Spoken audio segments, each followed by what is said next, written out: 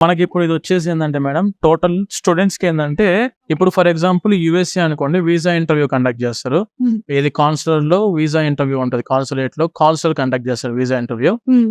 ఆ వీసా ఇంటర్వ్యూలో కాన్ఫిడెంట్‌గా ఆన్సర్ ఇవ్వాలంటే, ముందు స్టూడెంట్ కనీసం ప్రిపేర్ అవ్వాలి. కరెక్ట్. వాళ్ళు ఏం క్వెషన్స్ అడుగుతారు, మనం ఏ విధంగా ఆన్సర్ ఇవ్వాలి, ఏ బిహేవియర్‌లో మనం ఉండాలి కౌన్సిలర్ తోటి.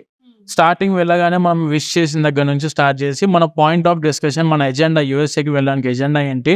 అసలు మనం ఎందుకు ఆ కంట్రీని చూజ్ చేసుకోమని చెప్పి, యూఎస్ఏ కంట్రీలో ఉన్న ఆ యూనివర్సిటీ ఎందుకు చూజ్ చేసుకున్నాం అని చెప్పి, మెయిన్ బేసిక్‌గా స్టూడెంట్ కాన్ఫిడెంట్‌గా ఆన్సర్ ఇవ్వాల్సి ఉంటది. ఆ కాన్ఫిడెన్స్‌ని బిల్డప్ చేయడానికి మనం ఈ కాన్ఫరెన్స్ హాల్ అనేది యూజ్ చేస్తాం. ఒక స్టూడెంట్ వీసా ఇంటర్వ్యూ ఫెయిల్ అవుతున్నారు అనంటే, మెజారిటీ ఆఫ్ ద సెక్షన్ ఏందంటే 50% స్టూడెంట్ తప్పైతే, ఇంకొక 50% వచ్చేసి కన్సల్టెంట్ మిస్టేక్ అది. మనం ఫార్మ్ DS-160 ఫిల్ చేస్తాం గదా! హ్మ్. ఆ ఫిల్ చేసిన డీటెయిల్స్ మొత్తం అతనికి అందులో డిస్‌ప్లే అవుతాయి. అవును.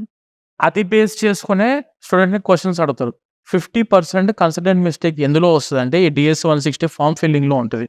అందులో ఒక చిన్న ఇందులో డిస్క్రిప్షన్ ఉండిద్ది. DS-160లో డిస్క్రిప్షన్ అని చెప్పి హ్మ్. ఉంటది. అక్కడేందంటే, మనము పర్ఫెక్ట్‌గా మన బయోడేటా అంటే ఒక స్టూడెంట్ బయట కంట్రీకి వెళ్తున్నాడు. వాడి బయోడేటా ఏదైతే ఉండిద్దో, మొత్తం స్టూడెంట్ యొక్క బయోడేటా మొత్తం గూడా మనం కరెక్ట్‌గా స్టడీ చేసి, ఆ డిస్క్రిప్షన్‌లో మెన్షన్ చేయాలి.